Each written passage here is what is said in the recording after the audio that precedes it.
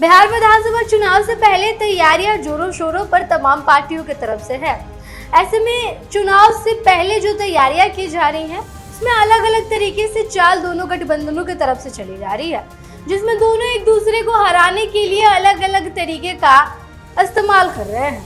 बता दें आपको कि कोई जंगल राज का मुद्दा बना रहा है तो कोई पलायन और नौकरी का मुद्दा बना रहा है, कोई अपने विकास के कामों को गिनवा रहा है तो कोई कह रहा है कि बिहार का विकास जितना होना चाहिए था उतना नहीं हुआ। अब इन दोनों गठबंधनों में एक दूसरे से आगे निकलने की होड़ मची हुई है। बता दें आपको कि इसको लेकर एनडीए की तरफ से महागठबंधन को हराने को लेकर लगातार तरीके के कार्यक्रम चलाए जा रहे हैं। ऐसे में अब महागठबंधन की तरफ से एनडीए की हर चाल को नाकाम करने के लिए चाल चलना शुरू हो गया है।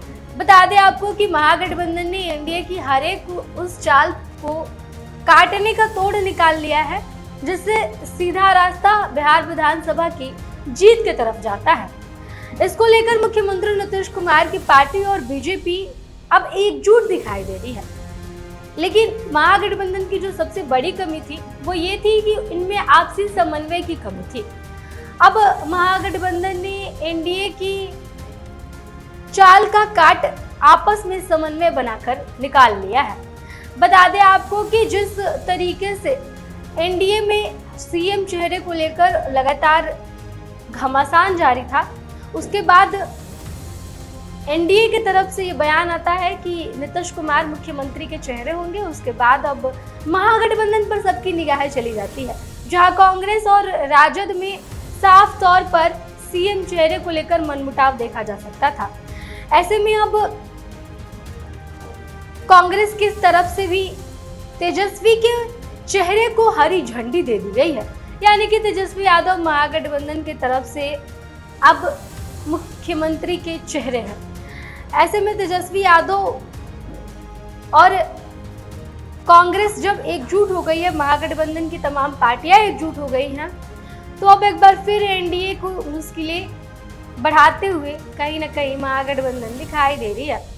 इसको लेकर के अब जितनी भी जो कमियां थी, जिस पर एनडीए की तरफ से वार किया जाता था, तो चाहे वो जंगल राज की बात हो या फिर लालू यादव के समय में घोटाले की बात हो या फिर बात हो उस समय के क्राइम की, नौकरी नहीं मिलने की, पलायन की, अब उन तमाम मुद्दों को तेजस्वी नीतीश कुमार के ऊपर ही फेंक रहे हैं। बता दें आपको कि हर वो चाल की काट तेजस्वी और महागठबंधन निकाल रहे हैं, जिसकी वजह से एनडीए को जीत का रास्ता मिलता है। बता दें आपको कि इसको लेकर के लगातार कई कोशिशें एनडीए की तरफ से की गई। एनडीए की तरफ से सबसे पहले जो 2020 में गलती दोहराई गई थी, जिसकी वजह से एनडीए को मुश्किल से जीत मिली थी, अब एक बार फिर तेजस्वी यादव भी अपनी उन कमियों को दूर किए हैं। एनडीए ने 2020 की कमियों को दूर करते हुए आपस में समन्वय बनाया, तो महागठबंधन में भी अलग थलग की राजनीति को अब फुल स्टॉप लगाने के लिए तमाम दलों ने एक साथ बैठक शुरू की। बता दें आपको कि एनडीए को लेकर कहा जा रहा है कि एनडीए चाहे कितनी भी विकास की पैरवी कर ले, पर चुनावी मुद्दे में जंगल राज प्राथमिकता के साथ हमेशा एनडीए का रहता है। हर वक्त लालू यादव के उस जंगल राज को याद दिलाया जाता है और इसी वजह से कहीं न कहीं बिहार के 34% वोटों की गोलबंदी करने में एनडीए कामयाब रहता है, क्योंकि ये वैसे लोग हैं जो लालू राज के समय को झेल चुके हैं और उस समय खुद को पीड़ित महसूस करते थे। ऐसे में जब जंगल राज का जिक्र होता है तो कहीं ना कहीं ये 40% वोट अपने आप एनडीए की तरफ चला जाता है, क्योंकि वो लोग लालू राज वापस नहीं चाहते हैं। ऐसे में तेजस्वी ने इसकी भी काट ढूंढ निकाली है। बता दें आपको कि कांग्रेस की तरफ से तेजस्वी यादव के नेतृत्व में सरकार बनाना इसको लेकर मंजूरी दे दी गई है, पर चुनाव में तेजस्वी जिस आक्रामक तेवर के साथ है, उस आक्रामक तेवर के साथ कांग्रेस नहीं आना चाहती है।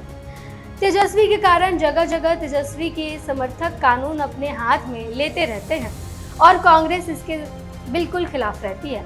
अब ऐसे में कांग्रेस और राजद की मीटिंग में कांग्रेस की तरफ से लीड की जा रही है और कांग्रेस की तरफ से इन तमाम चीज़ों का समन्वय बनाया जा रहा है। तो वहीं दूसरी तरफ एक सर्वे में तेजस्वी यादव के मुख्यमंत्री चेहरे पर जब लोगों ने ज्यादा सहमति जाहिर की, उसके बाद कांग्रेस की तरफ से मुख्यमंत्री के तौर पर तेजस्वी यादव के चेहरे पर अपनी मुहर लगा दी गई। अब कांग्रेस तेजस्वी यादव के साथ है, यानी कि राजद और कांग्रेस और बाकी महागठबंधन की पार्टियां ये चाहती है कि तेजस्वी यादव के चेहरे पर ही चुनाव लड़ा जाए। तेजस्वी यादव को कोऑर्डिनेशन कमेटी का अध्यक्ष महागठबंधन की तरफ से बनाया गया। कृष्णा अलावरू ने पूरी तरह से सोच समझकर तेजस्वी यादव को यह जिम्मेदारी दी है। बता दें आपको कि अब जंगल राज का काट निकालने के लिए एक सबसे बड़ा चैलेंज था महागठबंधन के लिए, क्योंकि इंडिया हर जगह जाकर जंगल राज का जिक्र करती थी और ये कहती थी कि इस राज को वापस नहीं आने देना है। ऐसे में तेजस्वी यादव की तरफ से रोज रोज क्राइम बुलेटिन जारी किया जा रहा है। तेजस्वी यादव रोज रोज राज्य के क्राइम बुलेटिन को जारी करते हैं और ये दिखाते हैं कि कैसे सूबे में क्राइम का ग्राफ लगातार बढ़ते जा रहा है और इसको लेकर क्या कुछ किया जा रहा है वो भी तेजस्वी यादव बताते हैं। बता दें आपको कि तेजस्वी को लेकर अब जिस तरीके से युवाओं में क्रेज देखा जा रहा है उसको लेकर कांग्रेस ने हामी तो भर दी, लेकिन कहीं ना कहीं जो कांग्रेस की कमजोरी थी उस पर कांग्रेस अब काम कर रही है। 2020 में 70 सीटों पर चुनाव लड़ने वाली कांग्रेस को बड़ी हार मिली थी। इसके बाद अब कांग्रेस ने खुद को बिहार में स्थापित करने का फैसला कर लिया है। यही कारण है कि लगातार कांग्रेस के आला कमान के नेता बिहार दौरे पर आ रहे हैं। कांग्रेस के नेता बिहार आ रहे हैं और ऐसे में बिहार इलेक्शन में इसका सीधा फायदा महागठबंधन को मिलने वाला है। बता दें आपको कि कृष्णा अल्लावरू बस राजद के कुशासन वाले चेहरे के साथ चुनाव में नहीं जाना चाहते। हाल ही में एक सर्वे में जब तेजस्वी के चेहरे पर इतनी मंजूरी मिली तो उन्होंने हाँ तो कह दिया, लेकिन कांग्रेस कहीं ना कहीं इस चुनाव को लीड करने की तैयारी में है। कांग्रेस सिर्फ राजद के लुपेन संस्कृति से निजात दिलाकर चुनावी जंग को जीतना चाहती है। हालांकि राजद ने भी नीतीश सरकार के हाल के वर्षों में हुए तमाम घटनाओं को बुलेटिन को जारी करके जंगल राज की छवि को राज्य से जनता के सामने रखने की कोशिश कर रही है और ये जताने की कोशिश कर रहे हैं तेजस्वी यादव कि जंगल राज का जो उदाहरण एनडीए की तरफ से दिया जा रहा है वो बेबुनियाद है। अब इस समय में वो खुद अगर क्राइम नहीं कंट्रोल कर पाते हैं तो जंगल राज के बारे में बोलकर वो वोट बैंक अपने तरफ ना कर पाए। 2020 के विधानसभा से सबक लेते हुए एनडीए ने अब तमाम गठबंधनों दलों के साथ मीटिंग करना शुरू कर दिया है। पंचायत स्तर से लेकर राज्य स्तर तक की कमेटी बनाई जा रही है और तमाम प्रदेश अध्यक्षों को एक साथ बैठाकर मीटिंग करवाया जा रहा है।